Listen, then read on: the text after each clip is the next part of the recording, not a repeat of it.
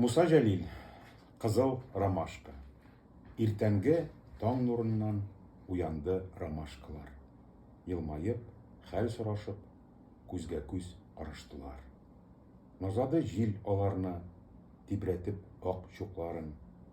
Таң сипте өсләренә хуш исле саф чакларын. Чәчкәләр кәефләнеп, җай гына селкенделәр. Һәм кинәт шунда гаҗәп бер яңа хәл күрделәр. Ерак түгел моңаеп утыра ромашка кызы. Тик чуклары ак түгел, кан шикелле, кып-кызыл. Ромашкалар бар да ак, аерылмый бер-береннән. Ничек булай бер үзе, ул кызылдан киенгән. Әйттеләр: "Син, сеңелкәй, ник үзгәрдең? Нишләдең? Нидән кызыл чукларың? Нидән алсу төсләрең?"